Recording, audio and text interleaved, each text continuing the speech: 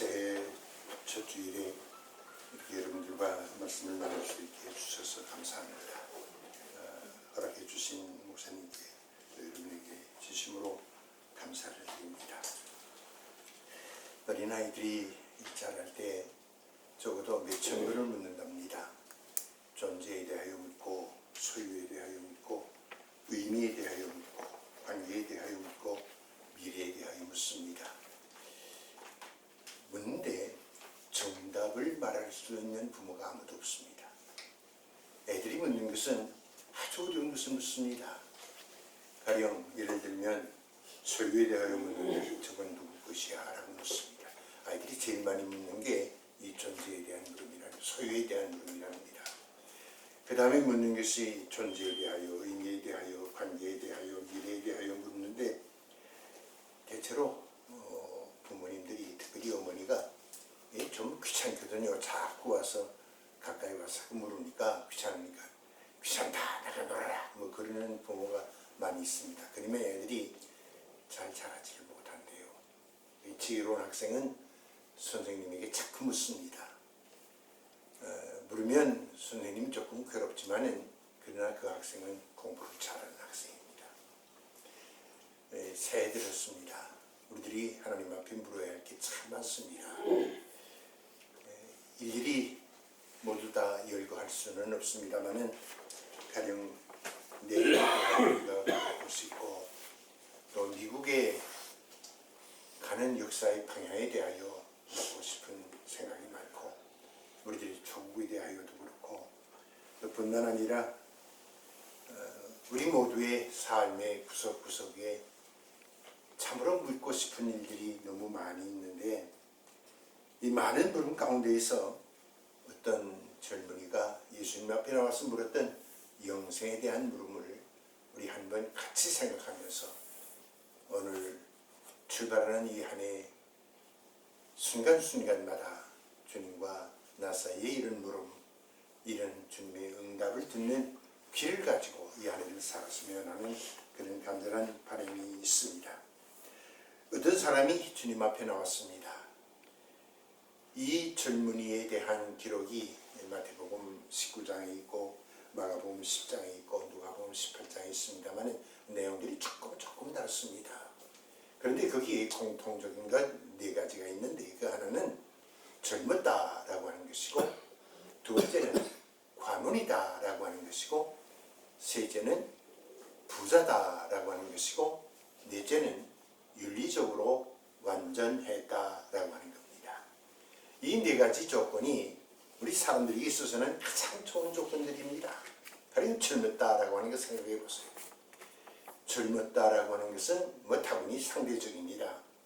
오늘 여기 좀 연세 많으신 분들이 같이 모여 앉았는데 이렇게 나이 많은 사람이 모였을 때 60 된 사람도 젊은 사람입니다. 그러니까 상대적인 건데 우리들이 어린아이 그러면 누구를 어린아이라고 그러느냐? 재미있는 정의가 있습니다. 산타크로스가 진짜인 줄 알면 그 어린아이라. 그 다음에 소년기, 뭐 유년기 그러면 철없이 날뛰는 그런 때는 유년기고 하루에 거울을 한 6번쯤 보면 사춘기고 그 다음에 온 세상의 이성들이 전부 자기를 좋아하는 줄로 착각하면 그거 청년기랍니다. 청소년기에 들어갔더라 합니다. 그런데 여기 본문에 있는 청년이 몇 살쯤 났는지 성경이 분명히 기록은 없습니다만 아마 적어도 한 30쯤은 되지 않았겠는가 이렇게 생각하는 것은 그가 관원이었다라고 하는 것 때문에 나이가 적어도 한 30쯤은 됐을 거다 이렇게 생각하는 겁니다. 젊었다는 걸 생각을 해보세요. 젊은이란 어떤 것과도 바꿀 수 없는 귀중한 것입니다. 젊은이라고 하는 것은 힘이 옵시다. 아름다움입니다. 소망입니다. 꿈이 옵시다. 창조적입니다. 용기입니다. 이런 젊은이가 예수님 앞에 나왔습니다. 가령 저처럼 나이가 든 사람이 예수님 앞에 나와서 영생을 묻는다고 그러면 그런 나이가 됐군 뭐 그럴런지 모르지만은 이렇게 젊은이, 힘이 있고 꿈이 있는 젊은이가 예수님 앞에 나와서 영생을 물었다라고 하는 것은 특별히 우리들에게 주시는 교훈이 큽니다. 그 다음에 두 번째가 윤리적이라고 하는 겁니다. 어떻게 해야 내가 무엇을 해야 영생을 얻겠습니까? 라고 물으니까 주님 말씀이 5째 계명, 6째, 7째, 8째, 9째 계명까지를 말씀하면서 그 다음에 내 이웃을 내 몸과 같이 사랑하라 라고 하시는 이 신명기 있는 말씀을 거듭해서 말씀을 합니다. 그러니까 이 젊은이 선뜻 대답이 내가 어렸을 때부터 다 이것을 행했습니다. 얼마나 당당합니까? 요즘 이렇게 말할 수 있는 사람이 과연 몇 사람이 있겠습니까? 참 소중한 젊은이였습니다. 칭찬받아 마땅한 젊은이입니다. 그 다음에 관원이라고 하는 것, 그의 권력의 무게가 얼마큼 되는지 우리는 성경에서 가늠할 재주가 없습니다만은 70인 공회의 결과는 아니었던 게 아마 그랬을 거라고 우리가 흔히 성경학자들이 생각을 합니다. 가령 지방 회당에 어떤 무게가 있는 관원이었는지 우리가 알 길은 없습니다만 어쨌든 권력이 남과 비교해서 좀 달랐을는지도 모릅니다. 이런 권력을 갖췄다 그러면 좀 의시되기도 하고 좀 교만해지기도 하고 그런데 그가 마가복음의 기록에 의하면 달려와서 꿇어 앉았다라고 말씀을 하는 것 보니까 그가 겸손해서 예수님 앞에 같은 젊은이인 예수님 앞에 나와서 영생을 물었다라고 하는 것은 아주 소중한 교훈이 아닐 수가 없습니다. 그 다음에 세 번째, 재물이 많다라고 하는 겁니다. 아마 현대에 와서 제일 우리들에게 요구되는 것이 뭐 재물 문제가 아닌가 생각을 합니다. 우리 한국에 제일 요즘 흔히 사용되는 단어 가운데 대박이다라고 하는 말 하더라고요. 근데 대박이 뭐냐? 어떤 분이 재밌는 해석을 했어요. 커다란 그릇에 가득 무엇이 담겨진 게 대박이래요. 그러니까 이 대박이다라고 하는 것은 물질적인 게 우선입니다. 나라와 나라 사이의 그 힘을 보세요. 경제력이 앞서지 아니하면 아무리 윤리적이라도 아무리 똑똑한 민족이라도 세상에서 세계에서 인정을 못 받습니다. 그러니까 재물이라고 하는 것은 어떤 것보다도 차등적인 것입니다. 어떤 것보다도 비교할 수 없는 가장 무게를 우리들에게 실감케 하는 게 재물입니다. 국가 사이도 그렇고 우리 인간관계도 그렇습니다. 뭐 교회도 그렇지 않습니까? 재물이 많은 사람들이 교회에서 목소리가 조금 커도 다 인정을 하고 들어가거든요. 왜 그렇습니까? 이게 물질이 많아서 그래요. 무게가 좀 그쪽으로 기울어지거든요. 그 다음에 또 하나 이 사람에게서 가장 소중한 게 뭐냐고 하면 관원이었다라고 하는 거예요. 권력입니다. 1년직 관계라도 높은 자리에 오르고 싶어하고 뭐 이 한국의 대통령 보세요. 기교대야 5년 지난 다음에는 감옥에 줄줄이 잡혀가도 그래도 대통령 하려고 노력을 애를 쓰는 걸 보면 권력이 그렇게 좋다라고 하는 걸 우리가 느끼지 않습니까? 그런데 이렇게 좋은 거 다 가지고 있어요. 이 젊은이가 다 가지고 있는데 이 젊은이가 예수님 앞에 달려나와서 꿇어 엎드린 걸 보면 얼마나 그 영적인 허전함이 있었는지, 얼마나 간절함이 있었는지, 얼마나 주님 앞에 묻고 싶은 게 많았는지 한 번쯤 생각하게 하는 겁니다. 간략한 가운데 누구에게도 갈 수가 없는 이 문제, 누구도 정답을 말해주지 아니하는 이 문제를 예수님 앞에 나와서 묻습니다. 내가 무엇을 해야 영생을 얻겠습니까? 라고 묻습니다. 그런데 이 물음에 대하여 우리들이 생각할 게 몇 가지가 있습니다. 이 물음의 의미가 뭐겠느냐? 왜 우리들이 이 물음을 물어야 하느냐? 한 4가지쯤 오늘 간단히 말씀을 좀 나누고자 합니다. 맨 첫 번째가 영생을 묻는다라고 하는 것은 자기 자신의 문제입니다. 나를 한번 돌이켜보니까 나는 제한적인 삶을 사는 사람인데, 나는 시간 속에 사는 사람인데 영생을 바랄 수가 없겠습니까? 내가 누굽니까? 라고 하는 거거든요. 사람이 자기 자신을 안다고 하는 것처럼 소중한 건 없습니다. 베드로가 나를 떠나서서 나는 죄인으로소이다 고백하지 않습니까? 물고기 많이 잡았으면 예수님 당신이 참 거기에 대하여 많이 아십니다. 나하고 동업하십시다. 뭐 그래 옳지 않습니까? 그런데 나를 떠나소서 나는 죄인으로서이다 그러지 않습니까? 바울 사도가 그럽니다. 나는 핍박자요 박해자요 모든 죄인 가운데 괴수였다고 그가 고백하지 않습니까? 오늘 우리들이 나를 안다고 하는 것 참 소중합니다.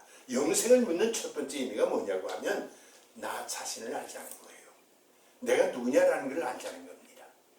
세상에서 제일 큰 제일 아름다운 지식이 뭐냐고 하면 내가 나를 아는 지식입니다. 하나님 앞에서 섰을 때 내가 누구이고 내가 가정에서 내가 아버지로 누구이고 어머니로 누구이고 아들로 누구이고 딸이 누구인가라고 하는 것을 바로 안다고 하는 것은 얼마나 소중한 일인지 모릅니다. 우리가 신화 얘기 종종 합니다만 이 그리스 신화 가운데 스핑크스 얘기 여러분 다 잘 아시는 줄 압니다. 머리는 사람이고 몸뚱아리는 사자에 있던 괴물이 더베라고 하는 골짜기를 지배하고 있는데 그 스핑크스가 자기 영토를 지나가는 사람들에게 수수께끼를 냅니다. 이 수수께끼에 대답을 하면 살려주고 그 더베의 통치자가 되게 하고 대답을 못하면 죽이고 이게 스핑크스의 수수께끼 실화거든요. 근데 이 스핑크스가 그렇게 묻습니다. 아침에는 네 발로 걷고 점심 때는 두 발로 걷고 저녁 때는 세 발로 걷는 동물이 뭐냐? 누구도 대답을 못하는 거예요. 그래 이 더베를 지나가는 모든 사람들이 전부 스핑크스 앞에 죽임을 당하고 맙니다. 그런데 오이디푸스라고 하는 젊은이가 지나가다가 그게 바로 납니다. 그렇게 대답하는 거예요. 바로 인간이다. 어렸을 때 기고 걷고 지팡이 짚고 그 얘기 아닙니까? 그래서 오이디푸스가 더베의 통치자가 됐다라고 하는 얘기인데 우리에게 교훈하는 바가 나 자신을 알자는 거예요. 나라고 하는 인간은 어렸을 때는 이런 모습이고 젊었을 때는 이런 모습이고 나이가 들어서는 이런 모습이고 이제 우리들이 앞으로 살아갈 길을 생각을 한다고 하면 내가 나를 안다고 하는 것처럼 소중한 게 없습니다. 가끔 그런 모습을 봅니다. 제가 몸이 좀 좋지 않아서 입원을 했는데 바로 옆 침대에 서울대학교 3학년 학생이 연탄 가스에 중독이 돼가지고 그건 거의 죽다가 살아서 입원을 하고 있어요. 그런데 모든 것을 전부 다 잃은 거예요. 자기 이름도 잊어버리고 모든 가족관계를 다 잊어버리고 뭐 연속극에 나오는 무슨 그런 얘기처럼 그렇게 아주 모든 것을 잊어버린 그런 젊은이 하나가 있었는데 자기 동생이 와서 구구단을 외우게 해요. 이는 사부터 시작을 해가지고 구구단을 외우는 이 서울대학교 3학년 학생이에요. 자기를 완전히 잃은 거예요. 저는 이런 생각을 해봅니다. 과연 하나님 앞에 섰을 때 나는 누구냐? 하나님 앞에 묻자는 거예요. 하나님, 내가 누굽니까? 내가 이 한 해 동안을 하나님 앞에서 어떤 모습으로 살아가고 있습니까? 하나님 앞에서 하나님의 자녀로, 종으로, 일꾼으로, 성도 어떻게 살아야겠습니까? 한 번쯤 묻자는 겁니다. 그 다음에 두 번째가 영생을 묻는다라고 하는 것은 믿음에 관한 문제입니다. 영생을 물어야 할 사람이 당신밖에 없다는 거예요. 내가 가지고 있는 믿음을 고백할 수 있는 사람이 당신밖에 없습니다. 당신이 내게 영생을 줄 수 있는 분인데 영생에 대하여 묻는 물음의 그 내용이 뭐냐고 하면 바로 내가 중심에서 고백하는 믿음입니다. 우리들이 종종 그런 얘기를 하지 않습니까? 신뢰한다라고 하는 말을 흔히 하는데 하나님을 신뢰한다 그러는데 그 표현이 아주 잘못된 거예요. 신뢰한다는 것은 인간관계를 말하거든요. 내가 너를 믿는다.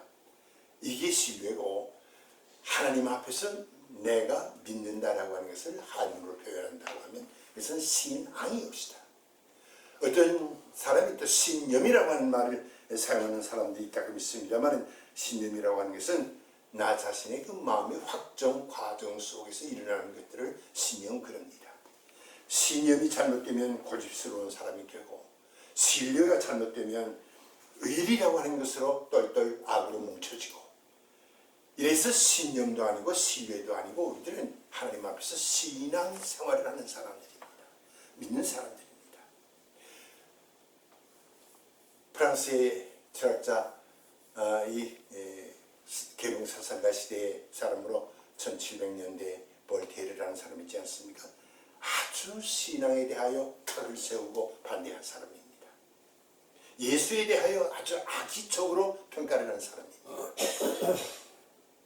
사순절 십자가 행렬이 앞으로 이렇게 지나가니까 볼테르가 모자를 쓱 벗더니 그 앞에서 인사를 구up하더래요. 그러니까 옆에 사람이 물었습니다. 선생님 언제부터 예수님과 가까워졌습니까?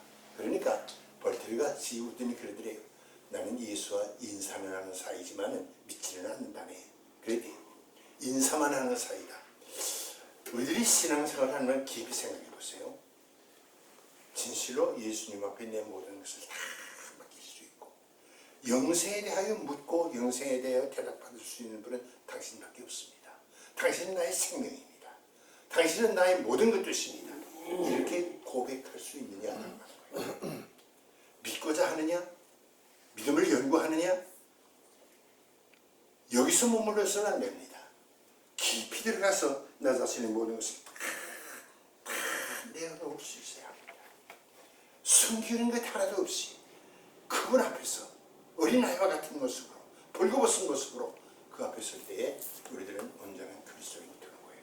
여기서 우리가 확신이라고 하는 표현을 합니다만 예수밖에 나의 구원은 없습니다라고 하는 고백이 얼마나 분명하냐라고 하는 것을 우리들 스스로가 한 번쯤 물어야 합니다. 그 다음에 세 번째가 나의 할 일이 무엇입니까? 라고 하는 물음인데 이것은 그대로 문자적으로 생각을 한다고 하면 이 젊은이가 잘못한 거예요. 영생은 무엇을 행함으로 얻는다라고 생각을 한 게 잘못입니다만은 우리가 한 걸음 양보해서 예수를 그리스도로 영접한 다음에 그 다음에 오는 생활이 윤리적이어야 한다라고 하는 예수님의 말씀을 간과해서는 안 됩니다. 예수 믿고 얼마나 당당하게, 예수 믿고 얼마나 자신 있게, 예수 믿고 얼마나 온전하게, 예수 믿고 얼마나 순수하게 사느냐. 오늘 한국 교회나 미국 교회가 남들에게 조롱거리가 되고 특별히 요즘 한국의 적그리스도적인 반그리스도적인 단체가 얼마나 많은지 모릅니다. 교회 앞에서 매주일 데모하는 교회가 있는가 하면 어떤 목사님이 수도 없이 80몇 가지 소송을 당하고 매일매일 법정에 서야 하는 목사가 있다고 그러고 이제는 반그리스도적인 안티크리스티아니티가 한국에 표면적으로 나선 그런 상황입니다. 이런 상황 속에 한국 교회가 얼마나 지금 위축돼 가는지 모릅니다. 어저께 뉴스를 살피다가 보니까 어떤 교단에 작년 1년 동안 교인이 17만 명이 줄었대요. 어떤 교단? 한국에 그 17만 명의 숫자 가운데 대부분이 중고등부 학생이고 초등부 학생이었다라고 하는 얘기를 그 뉴스에 쓴 것을 봤습니다만 슬픈 얘기가 아닐 수가 없습니다. 이렇게 점점 신앙이 위축돼가는 생활 때문에 이렇게 돼간다고 하는 것을 우리가 생각한다고 하면 예수 믿고 과연 내가 어떻게 살아야 하느냐라고 하는 것을 진지하게 물을 수밖에 없는 겁니다. 대답이 무엇이겠습니까? 예수님 대답은 내 있는 것을 가지고 모든 사람에게 할 수 있는 것을 하라 이렇게 대답하시지 않습니까? 할 수 있는 것, 내가 지금 할 수 있는 것 하라. 이게 예수님의 대답이거든요. 오늘 우리들이 한번 물어야 합니다. 내가 예수를 믿는 하나님의 자녀인데 적어도 성도라고 부름을 받는 주의 종인데 이제 금년 한 해 동안 주님 앞에 나와서 영생을 묻고 어떻게 살아야 할까요? 주님의 대답을 우리가 듣고 귀를 기울여야 할 것입니다. 마지막 또 한마디가 있습니다. 나의 남은 시간은 얼마나 될까요? 라고 하는 부분이에요. 영생을 묻는다고 하는 것은 오늘 지금 현재적인 것만을 말하는 게 아닙니다. 미래를 생각을 해서 내가 얼마를 더 5년을 더 살든 10년을 더 살든 내 남은 시간을 계산을 해요. 참 시간이 잘 지나갑니다. 빨리빨리 지나갑니다. 우리가 흔히 그러지 않습니까? 20대 때에는 시간이 20마일로 가고 40대 그러니까 50마일쯤 가는데 60대 되니까 60마일에서 플러스 알파가 있어서 더 빨리 가더라고요. 뭐 그런 얘기를 하는 얘기를 들어봤습니다만 하루는 지루하지만 1년은 속히 간다. 우리가 그런 말 흔히 하거든요.